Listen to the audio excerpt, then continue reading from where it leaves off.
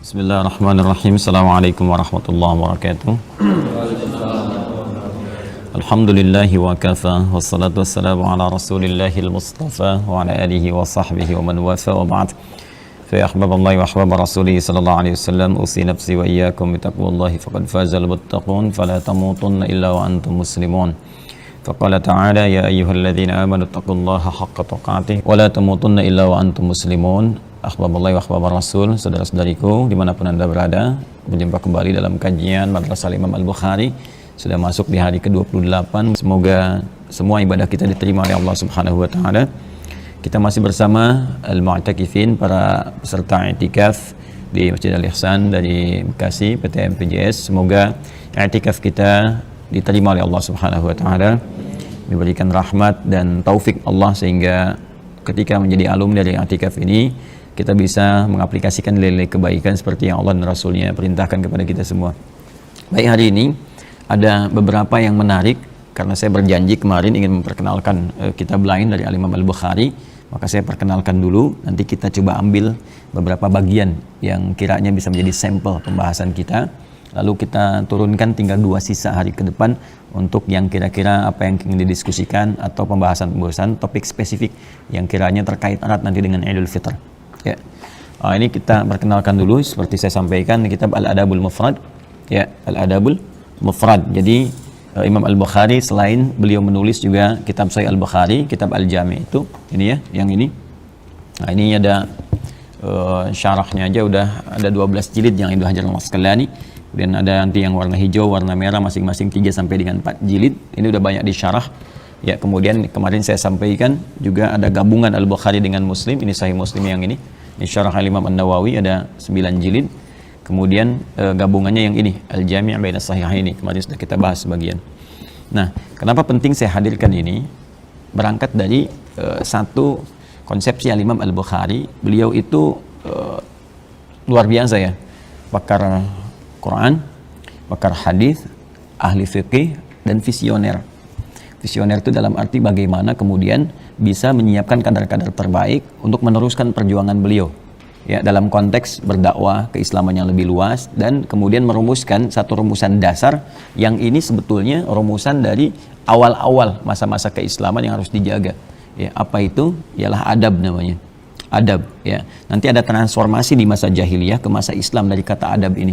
Awalnya kalau di zaman jahiliyah, adab itu diartikan kepada hal yang terkait dengan material, khususnya makanan ya, makanan. Makanya jamuan makan itu dulu disebut dengan ma'dubah namanya, dari kata adab, ma'dubah ya. Wa nahnu fil mashtati dad'u sufala la tarafina adiba ya, kata para pujangga pada waktu itu. Jadi kalau jamuan makan disebut dengan ma'dubah kan, kemudian orangnya disebut dengan adib ya. Adib atau begini, bisa jadi juga begini, adib ya kan? Pak Adib, bapak yang suka ngajak makan. Ada namanya adib, suka neraktir tuh ya. Ini ya, ini. Nah, turunannya disebut dengan adab namanya. Jadi kalau adab waktu itu lebih identik dengan makanan ya, ada jamuan, ada makan, dia akan, kalau sekarang traktir dan sebagainya, itu ke sini. Jadi arahnya lebih kepada gizinya, lebih kepada materi gitu kan, materi yang sifatnya fisikal. Nah, di masa Islam ini beralih ya, dari yang tadinya hanya jamuan fisik yang sifatnya fisikal, ini nanti berubah ke 2 sisi. Satu, menjadi jamuan intelektual untuk memenuhi kebutuhan akal, dan spiritual untuk memenuhi kebutuhan rohani. Nah, jadi lengkap akhirnya di sini. Nah, saya mau brainstorming dulu ya, dan pecah bagaimana anatomi sisi manusia ya, anatomi manusia itu dalam Al-Quran seperti apa.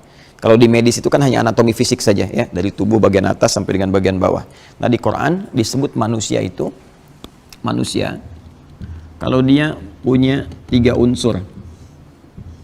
Nah, ini anatomi manusia dalam Al-Quran. Nanti ada buku saya namanya Ma'rifatul Insan ya, Ma'rifatul Insan, bimbingan menuju manusia paripurna. Di situ saya uraikan juga.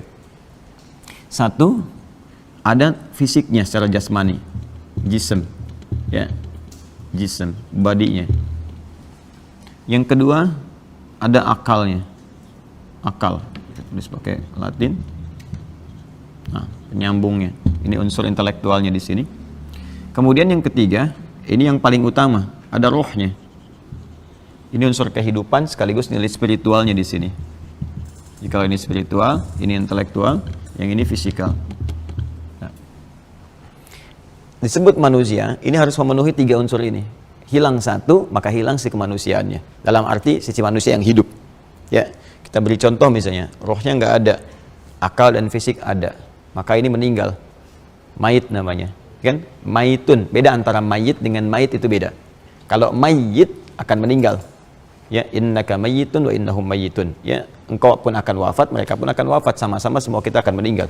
Ya, tapi kalau hilang tasdidnya, ini sedikit pengayaan. Jadi ada mayyit, nah ini ya, supaya kita paham betul. Mayyitun, kan? Ada mayyitun. Nah, tasdidnya hilang. Mayyitun. Nah ini. Kalau yang ini, ya, ini CM, calon meninggal. Ya, akan meninggal. Itu nanti di Quran surat 39 ayat 30 itu, innaka mayyitun wa innahum mayyitun. Kan? Innaka mayyitun wa innahum mayyitun. Ya, kamu akan wafat dan semua juga akan wafat. Tidak ada yang abadi hidup di dunia ini. Maka disadarkan kita untuk mencari bekal pulang. Nah, ketika kemudian kita meninggal, tersisa C-nya hilang, tinggal M-nya meninggal, maka tasdidnya hilang. Berubah jadi sukun begini. Ya, mayyitun ini meninggal. Siapa yang membawa tasdid ini? Ini gambaran dari nafas kita lah. Ya, nyawa kita dicabut, gitu kan? Namanya maut. Nah, maut namanya. Makanya setiap yang berjiwa, ya, yang berjiwa ini jiwanya di sini. Dari kata mayit ini digambarkan jiwanya di sini, pasti akan kedatangan maut. Nah, jiwa sumber kehidupan kita, nafas namanya. Nafas, ya. Jadi kalau roh sudah masuk ke dalam tubuh, itu jadi nafas namanya. Makanya diserap ke dalam bahasa Indonesia bisa bernafas. Ini agak dalam kajiannya, ya. Nanti datang maut kalau sesuai ajal tiba, ya, ajalnya tiba, akhir hidup kita datang maut. Maut di Quran surah ketiga, turunkan ayat 185. Ya, kullu nafsin, nafas kullu nafsin dha'iqatul maut. Ya? Yang bawa maut siapa? Detil Quran. Silahkan cari di kitab manapun. Nggak akan pernah menemukan uraian sedetil ini. Mustahil bisa merumuskan ini kecuali yang menciptakan. Maka ini bukti nyata Al-Quran firman Allah, ya, dan kebenaran Islam. Yang bawa maut namanya malakul maut, malaikat khusus pembawa maut. Malakul maut adanya di Quran surah 32 ayat 11, paling kanan sebelah bawah di mushaf. Qul yatawaffakum malakul mautil ladzi wukkila bikum. Ya, katakanlah setiap orang akan wafat. Jadi kalau maut sudah tiba, maka tibalah wafat. Apa yang kita kenal dengan kematian itu? Siapa yang bawa kematian maut ini? Ini namanya malakul maut ini. Sampai ke caranya ada. Kalau mau kita bedah, ya, ke materi tentang kematian misalnya, fikih kematian itu sampai caranya. Dari yang paling tenang, ya ayat Tuhan nafsul mutmainnah, napasnya kan, sampai yang dipukulin malaikat ada, sampai yang susah, sampai yang kemudian meracau, itu ada semua. Dan itu terjadi kalau Allah sampaikan pasti kejadian. Ya, ada gitu ayatnya. Nah, ini gambaran konsepnya seperti ini. Jadi kalau ini nggak ada rohnya, berarti terjadi kematian. Kalau misalnya, mohon maaf, roh ada, fisik ada, akal ada, hewan, akal tidak ada, hewan. Karena hewan dicipta oleh Allah Subhanahu wa taala dengan roh, dengan fisik, tanpa akal. Ya, makanya jangan mengajak hewan untuk berpikir kejauhan. Ya, dasar kamu, dia ada ayam, udah kita pel lantainya, ayam datang buang kotoran, dimarahin. Dasar nggak punya pikiran, emang. Kalau marahin hewan nggak ada kerjaan, karena hewan hidupnya dengan nafsu. Jadi nafsu itu cenderung salah, selalu salah, nggak pernah benar gitu. Kalaupun dia berbuat benar, itu instingnya, bukan karena pikirannya. Jelasnya, kayak emang nggak ada pikiran. Nah, kalau misalnya cuman ini saja, roh, akal, nggak ada fisik, gentayangan. Karena ini nggak mungkin gitu kan. Jadi semua manusia harus punya 3 ini, 1, 2, 3. Di masa jahiliyah, Adam itu hanya khusus memenuhi unsur fisik. Makanya jahiliyah, jahil. Akalnya nggak dipakai, ya, kekuatan spiritualnya kosong. Karena itu semua tindakan kriminalitas ada di situ. Kalau Anda mau mencari misalnya kriminalitas paling tinggi, kumpul di jahiliyah. Jadi ada jahlun, ada jahil, ada jahiliyatun, beda. Ya, jahlun, jahil, jahiliyah. Itu beda. Jahlun kebodohannya. Bodoh itu bisa dari segi pengetahuan, akal, bisa jadi moral. Memang mungkin ada yang pintar, tapi kepintarannya dipakai untuk menipu. Ya, dipakai untuk berperang, dipakai untuk membunuh, dipakai untuk merampok, dipakai untuk zina, untuk goda dan sebagainya, padahal keburukan. Ini jahlun. Orangnya jahil. Kalau kita ingin kumpulkan semuanya, keduanya, semua sifat keburukan itu dan melekat di dalamnya, maka jahiliyah namanya. Kenapa masa itu disebut dengan jahiliyah? Karena memang semua perangkatnya terpenuhi pada hal-hal yang keburukan, sifatnya keburukan. Gak kenal, bodoh tuh gak kenal pada kebaikan. Gak kenal pada moral secara umumnya.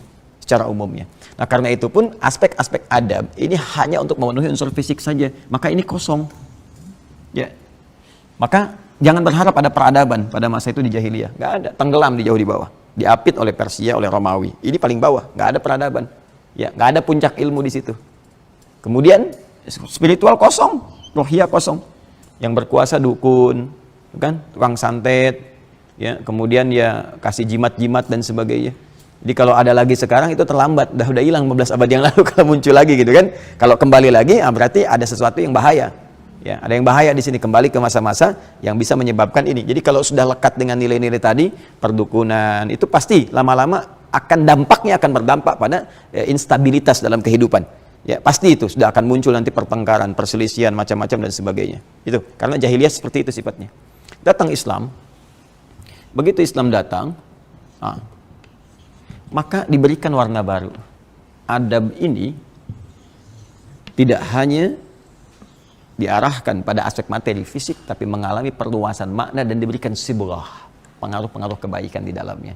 Maka adab konsepsinya berubah, gizinya yang tadi hanya ke fisik, maka sekarang diarahkan ke aspek intelektual untuk memenuhi kebutuhan akal. Karena itu di masa-masa awal Islam, itu keilmuan semua disebut adab. Jadi kalau kita belajar tentang ilmu, nahwu, sorof, balaghah, itu adab semua namanya. Makanya kalau Anda masuk sekarang ke Universitas Islam, UIN misalnya, Universitas Islam Negeri dimanapun, ada jurusan adab. Ya, itu bukan jurusan makan, isinya sastra. Ya, isinya nanti ada masuk di bawahnya ada nahwu, ada sorof, ada balaghah, ada macam-macam. Ya, ada fikih muqarin, ada muqaranatul adab. Ya, ada arud dan sebagainya. Jadi semua ilmu pengetahuan dulu disebut adab. Kalau kita masuk ke ilmu nahwu belajar, itu dulu disebutnya adab. Saya mau belajar adab, belajar nahwu. Saya mau belajar misalnya sampai ke keislaman pun itu adab disebutnya, turunannya. Nah, nanti lebih jauh lagi kan ilmu itu, ya, manfaat dari ilmu kan tatanan praktikal. Apa yang didapatkan dari ilmu kita dipraktekkan dalam kehidupan, itu kan? Nah, praktek itu kan menjadi sikap, dari sifat jadi sikap kan? Sikap. Nah, sikap itu nggak mungkin muncul kecuali tembus dari akal ini ke roh. Jadi bimbingan spiritual dari roh kita digerakkan menjadi gelombang ke bagian tubuh kita untuk beraktivitas. Maka dari sinilah kemudian Islam memberikan warna lagi. Setelah adab ini menjadi pengetahuan itu harus berdampak kepada praktikal kehidupan, harus berdampak efeknya kepada sikap. Maka berubahlah kemudian, meluas kembali aspek adab yang tadinya kemudian ditambahkan intelektual menjadi ke aspek spiritual. Dari sini muncul kemudian menjadi norma, jadi karakter, jadi tampilan-tampilan kemuliaan yang bisa dipelajari. Awas, ingat, karena dasarnya dari ilmu. Kenapa saya katakan yang bisa dipelajari? Sebuah norma, nilai kebaikan, nilai kemuliaan, karakter kemuliaan dari sesuatu yang bisa dipelajari dari ilmu, dari intelektual, itu dinamakan dengan adab. Tapi kalau dia dihasilkan dari proses ibadah, bukan belajar sifatnya, tapi ibadah yang dilakukan untuk mendekat kepada Allah, maka dia disebut dengan akhlak namanya. Lebih tinggi lagi. Ya, jadi ada akhlak, ada adab, itu berbeda. Adab nilai kemuliaan, karakter kebaikan yang dihasilkan dari proses pembelajaran. Jadi orang yang belajar dari tatanan pengetahuan bisa punya adab dan bisa membangun peradaban. Ya, makanya orang-orang barat bisa beradab. Ya, di Amerika bisa beradab, Jepang bisa beradab. Karena kenapa? Kalau mereka mau belajar. Ketika turunan pengetahuannya dipelajari dan melahirkan karakter, disiplin, jujur. Ya, di Jepang banyak disiplin luar biasa. Yang jujur di luar banyak, gitu kan? Nah, jadi jangan dibayangkan adab hanya monopoli di Islam. Saya tidak. Nilainya ada di Islam, tuntunannya ada di Islam. Tapi kalau orang Islam yang nggak mau belajar, yang pakai orang lain, jangan salahkan orang lain. Kita koreksi diri. Tapi akhlak ini hanya ada dalam ibadah. Ya, akhlak itu hanya ada dalam ibadah. Dan itu fitrah manusia, sudah jadi bawaan dari penciptaan akhlak itu. Jadi tertanam di dalam jiwa kita menjadi fitrah. Nanti saya jelaskan pas khutbah Id ada 2 jenis fitrah. Ya, salah satunya adalah cenderung kepada nilai kebaikan dengan dorongan jiwa takwa itu. Jadi manusia itu punya sifat gharizah Al-mail lil khair, cenderung pada kebaikan. Karena itu siapapun dia, ya pada awal masa dia beraktivitas itu, dia akan menolak segala unsur keburukan dan cenderung baik. Ya, silakan kalau diajak misalnya untuk mencuri pasti menolak hatinya. Ya, lisan kita diajak berdusta, hatinya menolak. Bahkan pencuri pun nggak mau dicuri. Kan pernah dengar kisah perampok punya dua orang anak buah, ya terus diminta untuk mencuri, begitu setoran, yang satu kurang nyetornya, kamu nyuri setoran dia, padahal mereka tuh baru mencuri, ya, kebayang ya? Nah, jadi ada bagian-bagian tertentu teman-teman sekalian itu menjadi bagian fitrah manusia. Nah, saya turunkan dari segi filologinya. Ya, ini akhlak nih begini tulisannya. Jamannya disebut dengan khuluq, khuluqun. Di Quran surah Al-Qalam ya, ayat yang keempat, wa innaka la'ala khuluqin azim. Sungguh Nabi itu memiliki budi pekerti yang sangat luhur yang dihasilkan dari proses ibadahnya. Jadi kalau orang ibadah itu pasti melahirkan budi pekerti, nilai luhur, ya, moral yang sangat luar biasa. Khuluq. Nah, pemberi akhlak itu disebut khaliq namanya. Coba lihat garisnya ya. Ini khaliq. Allah menyebut dirinya dengan khaliq. Quran surah ke-15. Ini agak tinggi sedikit ya. Ayat 28. Wa idh qala rabbuka lil malaikati inni khaliq. Ketika Allah menginfokan kepada para malaikat, Nabi Muhammad SAW menginfokan kepada malaikat, kata Allah, hei, aku akan mencipta makhluk baru, akulah khaliq. Ya. Yang dicipta disebut makhluk namanya. Yang diciptakannya disebut makhluk. Nah, ini dia. Coba perhatikan bagaimana derivasi katanya, dari derivasi katanya ya. Khaliq, makhluk. Proses penciptaannya disebut khalaq. Iqra bismi rabbikal ladzi khalaq. Ar-Rahman 'allamal Qur'an, khalaqal insan. Jadi Allah khaliq, mencipta khalaq, yang diciptakan makhluk, kita ini insan makhluk, khalaqal insan 'allamahul bayan. Kita. Nah, karakteristik makhluk yang dicipta itu yang disebut akhlak namanya. Jamannya khuluq. Nah, ini. Jadi bawaan makhluknya, bagaimana dia mesti bersikap, karakternya, sikapnya, ya nilainya itu akhlak namanya. Untuk mendapatkan akhlak ini, maka dia hanya bisa diperoleh, dimunculkan. Potensinya ada dalam jiwa kita. Semua potensi baik itu ada. Makanya menolak yang jelek-jelek, menolak untuk berdusta, mengingkari yang buruk, kan? Nah, ini harus dimunculkan jadi sikap. Untuk memunculkan itu menjadi sikap, maka perlu ada proses, ada wasilah namanya ibadah. Maka diperintahkanlah kita oleh Allah untuk beribadah. Turun Quran surah ke-51 ayat 56. Perhatikan kalimatnya. Wa ma khalaqtu. Tuh. Khalaqnya muncul. Wa ma khalaqtu, tuhnya kembali ke Allah. Wa ma khalaqtul jinna wal insa illa liya'budun. Tidaklah aku ciptakan, kata Allah, jin dan manusia itu ciptakan, ini prosesnya, kecuali mereka supaya menjadikan seluruh aktivitasnya untuk beribadah kepada Allah. Apa tujuan tertinggi ibadah itu? Akhlak. Ini akhlak. Ya. Makanya kita diminta sholat kan? Bagian dari ibadah kan? Ibadah pertama itu sholat. Quran surah 20 ayat 14. Innani anallahu, saya adalah Allah. La ilaha illa ana, enggak ada Tuhan selain saya. Fa'budni, ibadahlah kepada saya, sembah saya. Bagaimana caranya? Wa aqimis sholat, tunaikan sholat sebagai ibadah kepada Allah. Sekarang apa hasil dari sholat itu? Goalnya apa? Kan turun Quran surah 29 ayat 45. Innas sholata tanha anil fahsya'i wal munkar. Tanha anil fahsya'i wal munkar itu akhlak. Mencegah perbuatan keji dan mungkar. Keji itu keburukan yang muncul dari syahwat. Maaf ya, pornografi, porno aksi, zina, ya kata-kata kotor, jorok, itu fahsya. Ya, boleh jadi orang bisa beradab, disiplin, nggak ada korupsi, ya nggak ada pencurian, tertib semuanya, tapi zina marak, ya mabuk-mabukan iya gitu. Coba lihat, kita bandingkan ya, bisa di Barat bisa bikin peradaban, tapi nggak bisa buat perakhlakan. Ya. Coba silakan, lain waktu Anda lihat atau berkunjung, ya kalau Allah berikan jalan kepada kita, silakan cek. Yang zina banyak, pakaian terbuka banyak, yang mabuk-mabukan banyak. Tapi dalam saat yang bersamaan bisa disiplin, kejujuran juga tinggi dan sebagainya. Itu kejujuran bisa dilatih lewat pengetahuan, belajar. Bukankah dari kecil kita dilatih masuk sekolah jujur, disiplin, jangan ganggu tetangga, ya? Kalau nyetel volumenya jangan kencang-kencang, itu adab. Tapi akhlak lebih tinggi nilainya. Setidaknya umat Islam itu harus mampu mengakomodir semua nilai-nilai kebaikan. Akhlak ini bisa diterjemahkan dalam bentuk adab ketika dilahirkan dalam bentuk konsepsi. Diwujudkan bentuk konsepsi, ada pelajaran, dipelajari, maka jadilah bersamaan bersanding, berakhlak dan beradab. Sholatnya bagus, mencegah perbuatan keji dan mungkar. Kemudian untuk menguatkan sholat ini diterjemahkan dalam bentuk pelajaran. Maka ada pelajaran fikih sholat, dulu pelajaran ada akidah akhlak. Tuh kan, masih ada sampai sekarang. Saya masih kecil masih ada tuh pelajaran tuh. Nah, tugas dulu, tugasnya Pak Azul sekarang munculin lagi. Ada akidah akhlak tuh ada kan? Supaya nyatu, makanya kenapa ada akidah, ada akhlak, supaya orang yang berakidah itu berakhlak. Makanya jarang dulu ada bom-boman tuh, ya ribut-ribut macam-macam, kita damai aja. Ya, enggak. Kenapa? Karena akhlak ada, sekarang akhlak dieliminir. Pendidikan berkarakter, semakin diberi karakter, semakin tidak berkarakter. Macam-macam apa lagi lah. Kita udah punya dari dulu, konsepsinya itu bagus itu. Makanya saya ingin kembalikan lagi, dari sini kadang muatan akhlak diturunkan untuk dipelajari. Ketika dipelajari menjadi beradab. Ya, dulu ada perpaduannya seperti di dalam tata negara itu. Kalau kita waktu sekolah ada PMP, Pendidikan Moral Pancasila. Ya, dulu saya sampai mencari itu di ayat-ayat Qur'annya, karena konsepsi itu kan dibuat nanti satu kali kita ngaji lah ke situ. Ya, ada konsepnya kan banyak orang Islam berkontribusi. Ya kayak Wahid Hashim, kayak Agus Salim dan sebagainya. Coba kalian tahu nggak ayat-ayat Qur'an ya, teman-teman?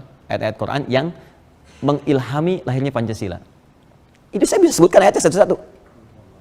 Ketuhanan yang Maha Esa, Qul huwallahu ahad.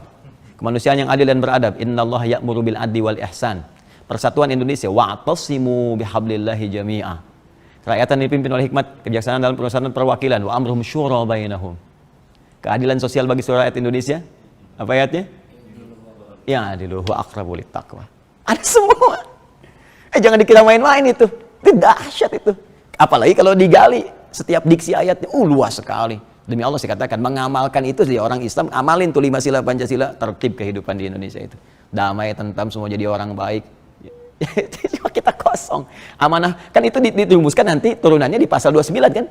Negara menguatkan itu dengan pasal 29 ayat 1, negara berdasar atas ketuhanan yang Maha Esa. Pasal 29 ayat 2-nya menjamin kita mengamalkan itu. Negara menjamin kemerdekaan tiap-tiap penduduk untuk memeluk agamanya masing-masing dan beribadah menurut agama dan kepercayaannya itu. Hafal saya itu. Ya, jadi kalau kita mencintai benar bangsa, pelajari dasarnya. Ya, katanya praktekkan dalam kehidupan, insya Allah benarlah di kita ini benar insya Allah. Balik ke sini ya. Nah, jadi ini adab. Makanya konsepsi adab ini kalau benar dipraktekkan, setidaknya membentuk orang jadi baik, ini, sehat, ini, dan soleh. Nah, Imam Al-Bukhari peduli dengan itu. Pasti ada generasi muslim ke depan itu yang fisiknya kuat, bagus, yang cerdas, intelektualnya. Saat yang bersamaan dia soleh. Jadi bukan hanya memadukan antara iptek dengan imtak, ya, iptek pengetahuannya tinggi, teknologinya bagus, takwanya meningkat, tapi juga fisiknya kuat. Nah, itu ketiga ini, jadilah manusia yang seutuhnya.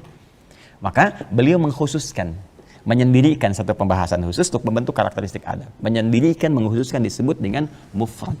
Afrada yufridu ifradan fahuwa mufridun wadaka mufrad. Sesuatu yang disendirikan, dikhususkan. Maka jadilah kitab ini Al-Adabul Mufrad. Ngaji begitu, ngaji kitab. Jadi semua judul itu ada maknanya. Kenapa disebut Bulughul Maram? Kenapa disebut Subulus Salam? Ada maknanya. Kenapa ini sunan? Kenapa ini jami? Ya, kenapa ini begini? Kenapa ini tafsirnya Jalalain? Misalnya ini tafsir Jalalain nih. Ya. Nah, itu ada maknanya. Kalau ke orang, siapa orangnya? Apa inspirasinya? Ya, dan seterusnya. Nah, ini saya perkenalkan dulu ya. Ini karya Imam Al-Bukhari, ini syarahnya juga banyak yang mensyarah ini, dan ini banyak dikaji-kaji di masjid-masjid juga tertentu gitu ya. Jadi kalau ngaji, udah ada terjemahannya. Ya, demi Allah saya katakan, insya Allah kalau ngaji di masjid benar ngajinya tentang kitab ini, generasinya bagus di setiap masjid itu. Ya, kalau benar cara mengajinya, setidaknya Arabnya disertakan selain terjemahannya. Nah, yuk kita coba kenalan dulu ya. Kita ambil salah satunya. Nanti banyak ini, dari mulai madrasah pertama di rumah. Ya, kan di rumah tuh kalau di rumahnya nggak baik, ke sekolah nggak baik, ke masyarakat nggak baik kan? Jadi ini dahsyatnya dari rumah, terus nanti keluar sosial dan bagaimana bimbingannya kepada kita semua. Ayo kita ini ya ditunjukkan di manuskripnya. Ini manuskripnya, kitab ini kan Imam Al-Bukhari kan nggak mungkin ngetik begini. Ya, ini udah, nah ini otentisitas kitabnya tuh, ini manuskripnya. Temukan di mana, bentuknya begini. Masya Allah ya, masih bisa menulis tuh, hafal Quran, hafal hadis, nulis berapa waktu yang dibutuhkan, tintanya dari mana, malam lampunya penerangnya seperti apa, ya, dan belum yang syarah. Yang syarah ini kan satu kitab, syarahnya 12, kadang-kadang 5, 4, 3 gitu, ya. Nah ini makhtutat yang ditemukan, ya, sampai dengan sekarang. Jadi yang itu tantangan bagi kita lah. saya ada nanti mudah-mudahan besok lah saya bawakan. Saya menemukan jamaah kita, bukan saya, jamaah kita itu waktu gali sumur menemukan satu manuskrip, ya, tumpukan kitab-kitab klasik yang ditulis orang tua kita, ulama kita dulu. Begitu saya baca ini, masya Allah, udah dahsyat ini. Ya, isinya tuh bagus sekali gitu. Ada tentang fikih, ada tentang akhlak, tentang macam-macam. Nah, itu masih ada yang tulisan tangan gitu. Terus ada yang murid-muridnya belajar, tulisin nyata. Pertanyaan saya, kok bisa disembunyikan di sumur? Kenapa gitu? Ya, ditimbun gitu. Apakah mirip kejadian seperti di Spanyol waktu itu? Di mana kitab-kitab banyak disembunyikan di dalam, baik di tanah, ada ditimbun atau yang di hutan-hutan gitu. Itu yang menarik. Masih ada di saya. Ya, sebagian saya hadiahkan ke Habib Umar bin Hafidh waktu beliau ke sini. Ya, ada saya kasihkan, masih ada di saya, masih utuh yang ini. Itu menarik sekali. Kalau digali itu setidaknya mungkin 100 tahun ada itu. Ya, paling minimal ke belakang 100 tahun ke belakang itu. Dan itu diduga kuat di antara murid-murid yang pertama belajar dari generasi para pengajar yang datang dari Hadramaut ke sini. Ya, karena ada redaksi-redaksinya yang saya bisa lihat, oh ini ke sini, ini ke sini, ini ke sini. Ya, dan di pesantren-pesantren yang klasik yang sekarang jadi kitab-kitab itu, nah itu syarah-syarahnya terambil dari sini. Ya, nanti besok ya saya coba bawakan insya Allah. Baik, bismillahirrahmanirrahim. Nah, ini yang seperti yang saya sampaikan teman-teman sekalian. Ini dimulai dengan di rumah dulu. Bagaimana menata adab di dalam rumah sebelum kita keluar. Ya, jadi dimulainya terstruktur sekali dari rumah. Terus di rumah tuh dipecah lagi. Di rumah kan kalau kita mau beradab, pasti ada orang tua kan di atasnya. Orang tua tuh dibagi lagi. Ibu, ayah, ke ibu bagaimana, kenapa ibu utama, kenapa ayah utama, terus sampai ke bawahnya. Ya, saya bacakan ya. Ya, bismillahirrahmanirrahim. Saya langsung saja. Bab ma jaa fi qoulihi ta'ala wa wassaynal insana biwalidayhi husna. Al-Ankabut ayat yang ke-8. Bab ini akan membahas tentang tingkatan adab yang pertama kali dipelajari oleh seorang muslim, yaitu di rumahnya berdasarkan isyarat firman Allah. Kan saya katakan di awal kan waktu bahas Al-Bukhari. Al-Bukhari ini hafal Quran, tahu tafsir, tahu hadis, termasuk tahu fikih.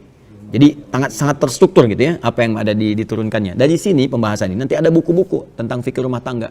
Nanti saya pulang mungkin besok, ingatkan saya saja ya. Nanti saya coba contoh, saya tunjukkan. Dulu saya masih ngajar tentang fikih keluarga. Jadi ada keluarga-keluarga kita tunjukin nih, bimbingan fikih keluarga begini gitu. Itu dari runtut sekali, dari atas sampai kalau lahir anak, lahir cucu, lahir apa, terus sampai ke pendidikannya bagaimana, ada semua. Ya. Nah, ini baru disebutkan satu ayat. Saya turunkan lagi ayat yang lain ya. Ini teman-teman boleh catatkan yang sama dengan ini. Redaksinya mirip-mirip, ya sama, tapi penekanannya berbeda. Jadi kalau di Quran ada lafaz yang sama, jangan disebutkan pengulangan. Karena nggak ada pengulangan dalam Al-Quran. Allah itu maha suci dari pengulangan. Kalau mengulang berarti nggak jelas. Dan semua firman Allah jelas. Ya, makanya di tafsir itu ada kaidah begini. Ada kaidahnya, taksis li ma'nan jadid. Ini untuk menunjukkan pondasi pada makna yang baru, yang tidak sama dengan sebelumnya. Itulah mukjizat Al-Quran. Ya, di Ar-Rahman kan diulang tuh. Ya, kalau kita dari segi lafaz kan kita sebutkan diulang. Padahal bukan pengulangan. Fabi ayyi ala'i rabbikuma tukadziban, fabi ayyi ala'i rabbikuma tukadziban, fabi ayyi ala, terus itu fabi ayyi ala yang pertama beda dengan yang kedua, kedua beda dengan yang ketiga, ketiga beda dengan yang keempat, lain-lain itu maknanya.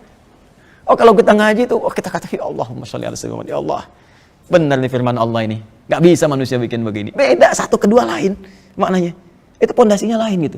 Di Al-Baqarah aja ya Bani Israil adzkuru, dan itu kan 3 kali. Ya Bani Israil adzkuru ni'mati allati an'amtu 'alaikum wa aufu, kan yang 40. Yang 47 wa anni faddaltukum 'alal 'alamin. 122 wa anni faddaltukum 'alal 'alamin. Kan?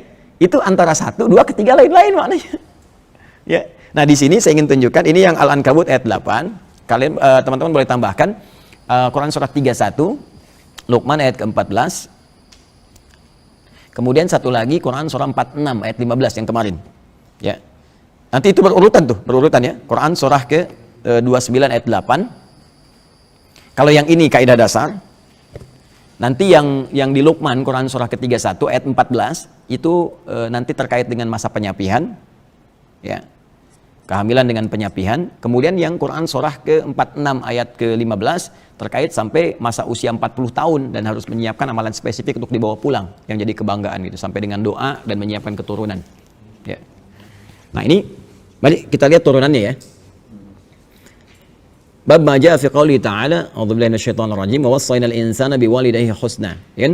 Dan kami berikan wasiat kepada semua manusia. Kita kembalikan dulu ke Quran surah ke-29 ayat 8. Ya, supaya saya bisa jelaskan dulu bagaimana kedalaman diksi Al-Quran di sini. Ya. Wa wassayna, dan kami wasiatkan. Apa itu wasiat? Wasiat itu pesan singkat yang sangat kuat.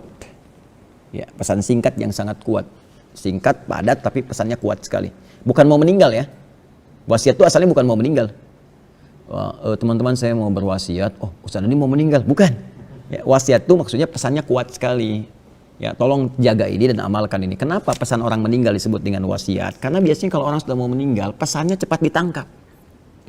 Seorang ibu mengatakan dalam sehatnya, nak, sholat nanti mah kan baru adzan, ntar aja pas mau qomat. Begitu sudah nafasnya ya tersendat-sendat di ujung beliau usianya, kemudian mengatakan, nah sholat iya mah, iya insya Allah mah, siap tuh.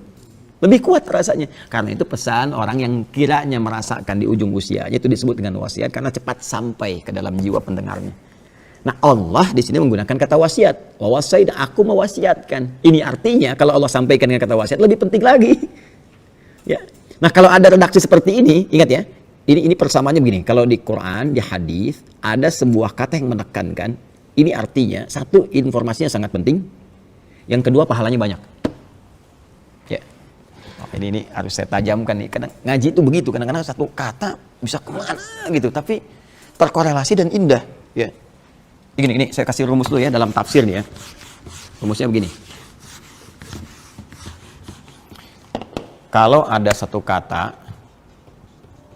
bersifat menekankan taukid, nah, kan? Yang langsung perintah sifatnya dari Allah. Maka ini ingin menunjukkan kesan bahwa informasi yang disampaikan ya lewat kata ini sangat penting.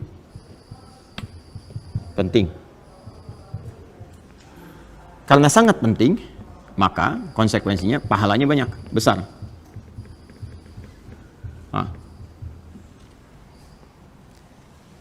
Karena pahalanya banyak, maka pengaruhnya adalah satu, bisa mempercepat terkabulnya doa.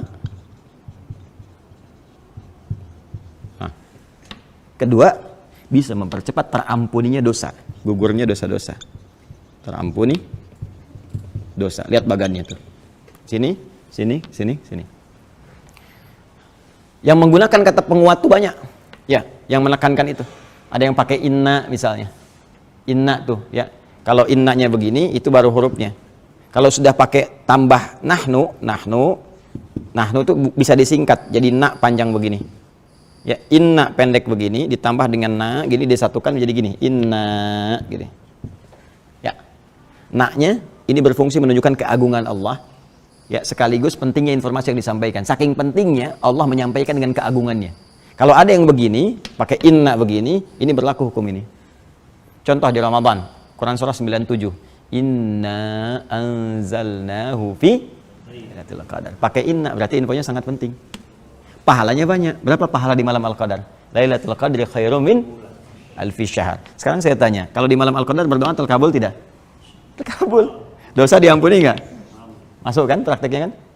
Nah, sekarang kalimatnya langsung menggunakan kata, diksinya bukan huruf lagi. Wa wassaina. Wasi pakai na lagi di ujungnya. Ya, wa wassaina. Wassa aja ini udah mewasiatkan. Wassa, yuwassi, ya kan? Atau ausa, yusi, wassa, yuwassi. Ada ausa, yusi, ada wassa, yuwassi, ya. Pakai na lagi. Nih, untuk menunjukkan keagungan. Wassa saja udah menunjukkan makna yang sangat penting. Kalimat yang singkat, padat tapi sangat penting. Seakan ingin mengatakan begini. Nah, saya terjemahkan dari nak dulu. Demi keagunganku, kata Allah.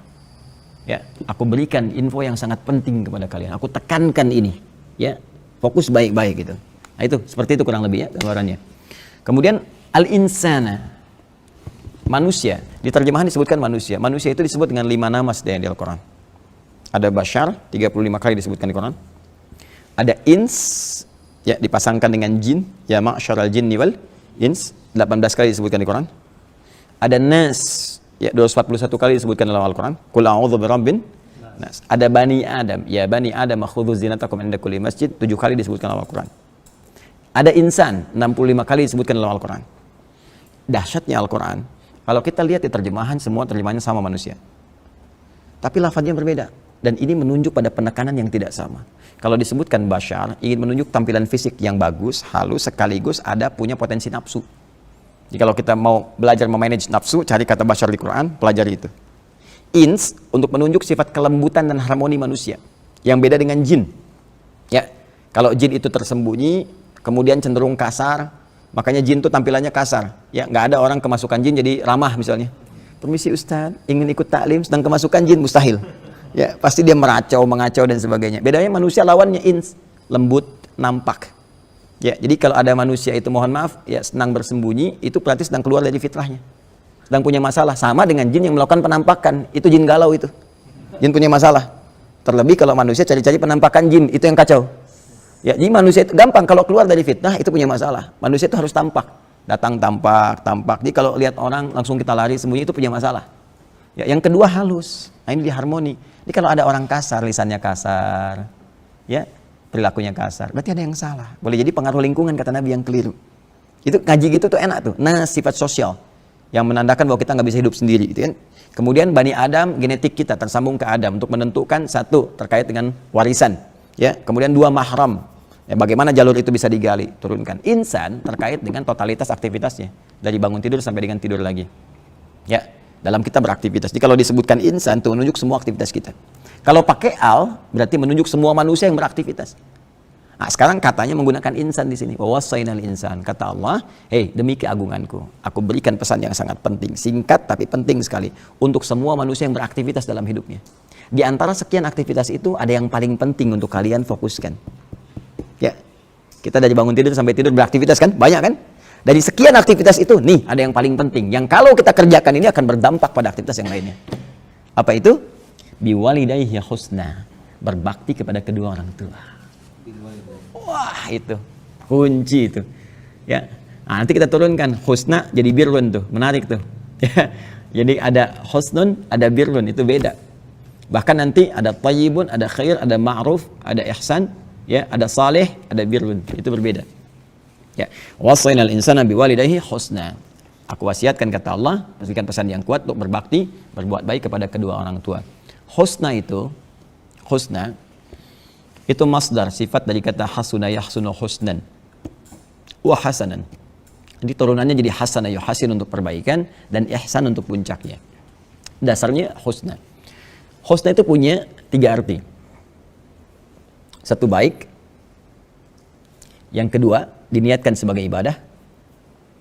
Yang ketiga, yang mengandung sisi pahala. Ya, makanya nanti penulisan pahalanya disebut hasanah namanya. Ya, Quran surat 6 ayat 160, "Man ja'a bil hasanati falahu asyru amsalihha." Terus kita berdoa, "Rabbana atina fid dunya hasanah." Ya. Nah, jadi pertama, segala turunan kata hasan itu artinya baik. Oh ya, Zulkifli Hasan, Zulkifli Hasan, Emre Hasan, ya, dan seterusnya. Hasan, pendiri Persis salah satunya, ya. Itu baik tuh. Jadi kalau ada yang namanya Hasan nggak baik, dipertanyakan, Bapak namanya Hasan itu. Pokoknya kalau lagi nggak baik, dibilangnya ya Pak namanya Hasan gitu kan. Nah, itu ya. Yang kedua bukan cuma baik, yang baik banyak. Kebaikan itu diniatkan sebagai ibadah. Jadi ketika Allah memberikan gambaran, berbuat baiklah kepada kedua orang tua, itu dinilai Allah sebagai ibadah. Dan tinggi nilainya. Makanya nanti di Quran surah ke-17 ayat 23 itu tingkat ketinggian ibadah, ya, dalam rangka berbakti kepada orang tua itu diletakkan oleh Allah setelah beribadah kepada Allah, menuhankan Allah. Wa qadha rabbuka alla ta'budu illa iyyah wa bil walidaini ihsana. Tuh, tingkat ketinggi. Jadi jangan dikira kita berbakti cuma cium tangan aja nggak ada nilainya. Tidak, itu tinggi sekali. Dan ketinggian ibadah itu terletak setelah menyembah kepada Allah Subhanahu wa taala. Dari sisi pahalanya. Ya, makanya Allah sangat murka kalau ada seseorang misalnya, mohon maaf sekali, ya baik sama yang lain, kerjakan ini sukses, tapi sama orang tuanya buruk, tidak. Ridha Allah nggak akan turun. Ya, itu bermasalah gitu. Nah, dan yang ketiga, berpahala. Ya, berpahala. Jadi saya bikin konsepsi garisnya supaya paham kayak yang tadi tuh. Kayak yang tadi ya. Jadi kenapa menggunakan kata husna sebagai dasar yang paling singkat di sini untuk memberikan kesan. Jadi belum masuk ke terapan nih. Ya, baru dikasih konsepsi dulu kalau kita mau, Allah turunkan nanti secara detail dan harus mau. Ya, ini menunjukkan satu turunan kata hasuna. Ya, ini kalau ada begini ruq'ah namanya. Kadang disebut riq'ah. Ini sin kalau panjang begini, sin. Ya. Hasuna yahsunu husnan wa hasanan. Nanti ada wa ihsanan. Ya, kalau pakai ahsana dan tahsin kalau pakai hasana. Ini menunjukkan garis ini menunjukkan 3 hal. Satu, segala perbuatan yang baik mengandung nilai ibadah dan berpahala. Kita praktekkan dengan ayat ini dalam konteks bakti kepada orang tua. orang tua. Ya. Wa wassaynal insana biwalidayhi husna. Kami wasiatkan kepada setiap manusia untuk berbakti kepada kedua orang tua. Menggunakan kata ini, turunan kata ini. Artinya apa? Bakti di sini menunjukkan perbuatan baik. Kita belum masuk detail ya. Ketika kita berbuat baik pada orang tua, baik itu banyak nanti dengan sikap, dengan harta benda, dengan perhatian, dengan macam-macam. Itu dicatat oleh Allah langsung sebagai ibadah. Dan ibadahnya bukan main-main, ibadah tertinggi, urutannya kedua. Setelah kita menyembah Allah Subhanahu wa taala melalui rasulnya. Ya, dalilnya Quran surah ke-17 ayat 23. Wa qadha rabbuka alla ta'budu illa iyyah wa bil walidaini ihsana. Allah telah menetapkan satu ketentuan, ya hanya menyembah Allah saja, salat, kan? Kemudian kita puasa karena Allah, baca Quran karena Allah, mengikuti Rasulullah, itu kan? Nah, semua itu tingkatannya yang kita kerjakan nomor 1. Setelah itu urutan keduanya apa? Wabil walidaini ihsana, berbakti pada orang tua. Tingkat tertinggi nomor 2. Dan ketika dikerjakan itu, apapun yang kita kerjakan dengan niat ibadah ini, saya mau sekolah minta doa saja, dengan niat kita memuliakan orang tua, ya, saya memuliakan orang tua minta doa, itu dicatat pahalanya. Punya nilai pahala.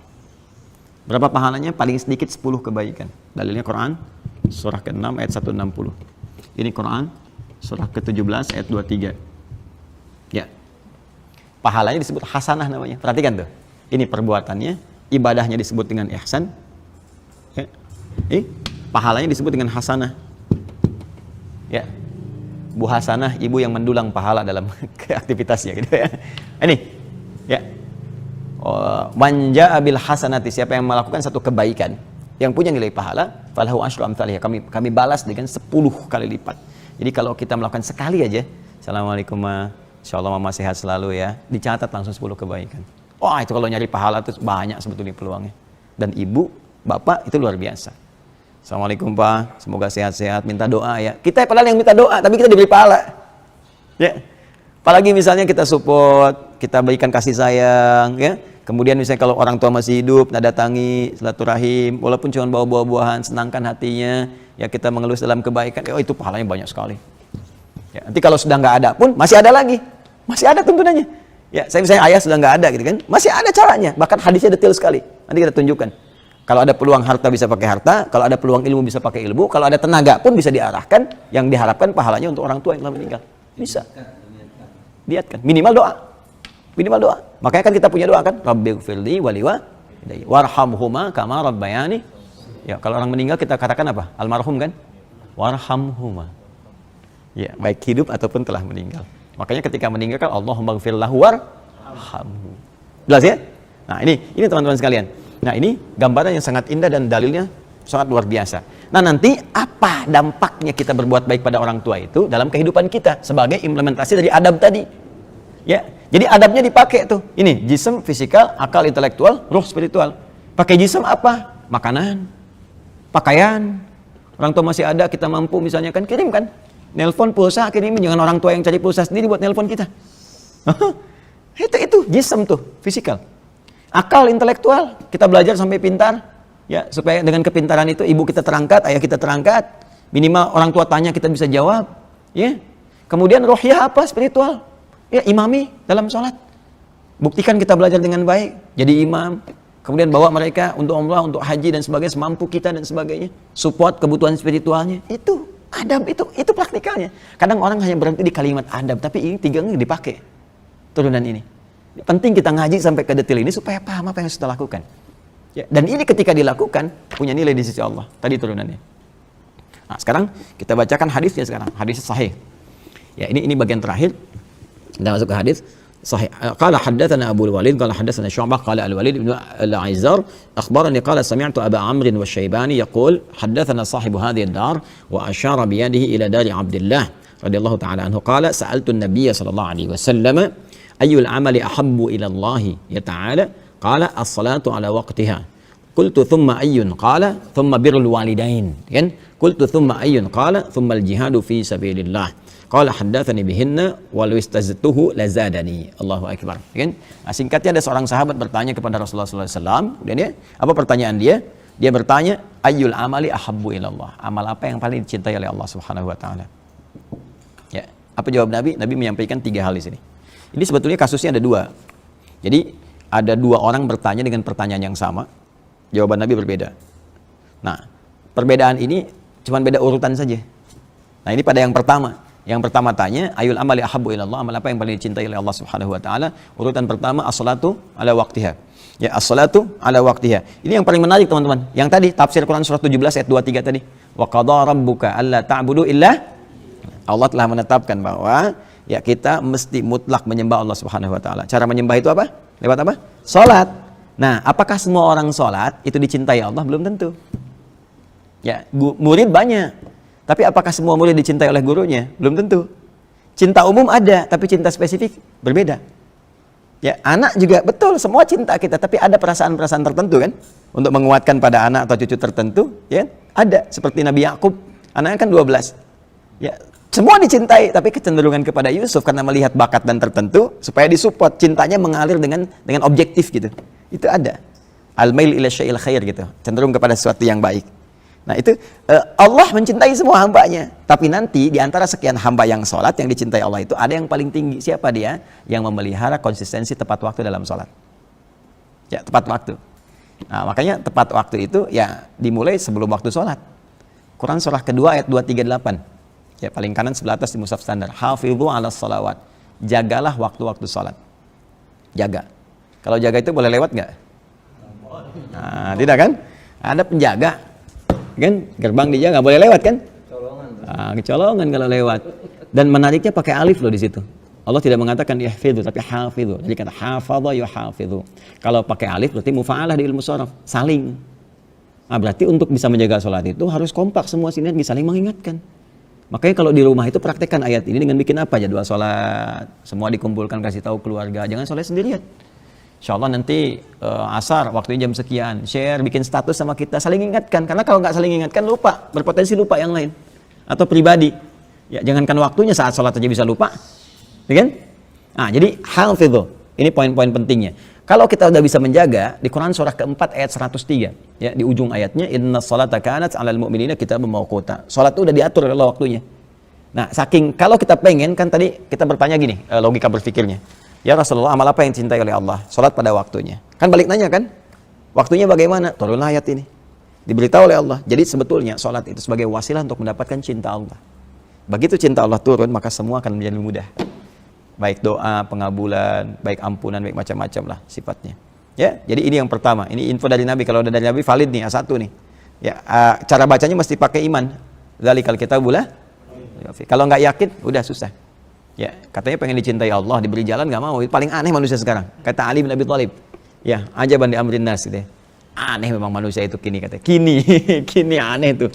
Pengen ke surga tapi melakukan amalan yang menjauhkan dia dari surga. Nggak mau ke neraka tapi melakukan amalan yang menjerumuskan dia ke neraka. Ya sama kayak gini, nuntut Allah, pengen dicintai oleh Allah, nuntut berkah, nuntut rezeki, dikasih jalan lewat sholat, dan diingatkan, bukan cuma sholatnya, lewat adzan diingatkan, hayya 'alas shalah, yuk sholat, nanya, kenapa ya Allah? Hayya 'alal falah. Ya di sholatnya ada kesuksesan, ada kebahagiaan, ada kedamaian, kenyamanan seperti yang kau harapkan. Itu bahasa Arabnya falah. Ayo cepat, cepat. Baru adzan, belum qomat. Nuntutnya banyak, dikasih jalan nggak mau, aneh kan? Ya. Tapi kalau dunia cepet tuh, karena dunia nggak ada setannya. Akhirat ada setannya. Ya. Wah itu, Allahu Akbar. Semoga Allah bimbing kita ya. Nah, yang kedua ini dia, seperti urutan ayat tadi, summa ayyun, kemudian apalagi qala summa birrul walidain. Ya, kemudian berbuat baik kepada kedua orang tua. Jadi ini tingkatnya tinggi setelah menyembah Allah Subhanahu wa taala. Makanya disandingkan di dalam riwayat lain, ridha Allah pun ini nanti akan diberikan kepada seorang anak ya, berdasar ridha orang tuanya. Sepanjang orang tuanya benar dalam memberikan ridhanya. Ya, itu urutannya gitu kan. Nah, ini urutan yang kedua. Nah, ada yang mau saya katakan begini. Kenapa ketika dipraktekkan jadi birrun? Ayatnya mengatakan husnun. Nah, tahu nggak birrun artinya apa? Baik. Baik itu apa? Birrun. Birrun apa? Baik. Ya. Jadi baik itu ada 5 ya. Ada thayyib, ada khair, ada ma'ruf, ada ihsan atau husnun, ada saleh. Dan birrun itu pelengkapnya untuk praktikalnya. Saya langsung ke birrun saja supaya nggak panjang. Birrun itu asalnya begini. Birrun itu asalnya adalah proses untuk menyaring segala yang kotor sehingga yang baiknya muncul. Ya, menyaring yang kotor sehingga yang baiknya muncul. Kalau melekat kepada pemiliknya, pelakunya, itu berubah menjadi mabrur namanya. Mabrur, dari kata birrun jadi mabrurun. Makanya pernah dengar ada kalimat haji mabrur? Nah, haji mabrur itu bukan haji yang diterima. Kalau haji yang diterima namanya haji makbul. Qabila yaqbalu. Fa qabila mengatakan makbul. Mabrur itu adalah proses haji yang dilakukan dengan menyaring segala karakteristik yang kotor saat berhaji. Sehingga ketika pulang melahirkan karakter yang lebih baik, yang mulia dan melekat pada pelakunya. Sehingga berubah. Yang tadinya amarah tak tertahan pulang-pulang jadi penyabar, jadi baik, jadi apa. Itu mabrur namanya. Dan kalau dia bisa jaga itu sampai dengan meninggal, itu surga jaminannya. Al-hajjul mabrur laisa lahul jazaa illal jannah. Makanya orang setelah haji, orang Arab itu suka memberikan pengingat, bukan gelar. Ya. Jadi misalnya di baru nyampe bandara udah marah-marah, kan mana pesawatnya gini-gini. Orang Arab mengatakan ya haj. Maksudnya Pak, Bapak telah haji. Ada jaminan kebaikan, masa harus ditukar dengan kotoran lagi gitu. Itu maksudnya. Nah, orang Indonesia panggil Pak Haji, di lisan orang kita itu mengingatkan Bu Haji. Maksudnya apa? Bu, Ibu sudah haji, Bapak sudah haji, jaga ya nilai itu sampai dengan meninggal supaya dapat jaminan yang terbaik sesuai dengan yang Nabi janjikan. Itu. Jadi bukan gelar. Ya. Pak Sony lewat ya, Pak Haji Sony, ya. Bukan begitu. Kalau ada gelar tuh, ibadah ada gelar, di Islam paling banyak gelarnya. Luar biasa kan? SHI, ya, sholat, haji, infak. Jadi banyak gelarnya tuh, ya. Nah, jadi kembali ke sini ya, kembali ke sini, birrun. Nah, kenapa di sini bakti pada orang tua pakai birrun di praktikalnya? Ya, karakter dasarnya nilainya pakai husnun, ihsan, tapi ketika dipraktikkan birrun. Seakan memberi kesan kepada kita dalam bahasanya. Kalau mau berbakti pada orang tua, lakukan dengan niat yang bersih. Jangan asal aja dipenuhi, tapi hatinya tidak tulus. Nah, coba ke depan dulu, ya mah, tapi di hati bilang, baru tadi disuruh, sekarang suruh lagi. Gak begitu. Saring yang kotor itu. Tulus saja bersih, lakukan karena Allah. Iya aja dalam orang tua, iya aja lah. Yang gak ada orang tua gak bisa lahir. Gak ada kita dengan izin Allah gitu kan. Syariatnya begitu. Gitu. Ya, iya, orang tua iya aja dulu sepanjang mengarahkan kepada kebaikan. Kalaupun salah, ditolak dengan cara yang lembut. Gitu. Wala taqul lahuma uff. Ya, saja nggak boleh gitu ya. Nggak boleh berarti mukul boleh. Nggak. Yang kecil aja nggak boleh apalagi yang tinggi. Jadi kerjain aja dulu. Ya, bismillah untuk menyenangkan orang tua itu. Makanya nanti ada banyak kasus di sini sampai orang jihad disuruh pulang sama Nabi. Ya, kasus sederhana. Dia jihad, temannya ngadu ke Nabi, ya Rasulullah, ibunya nangis tuh nangisin dia. Ya, belum siap melepas dia. Panggil sama Nabi. Sini kamu. Kenapa Rasulullah? Kamu pulang ke rumah, bikin ibumu tertawa sebagaimana engkau membuatnya menangis.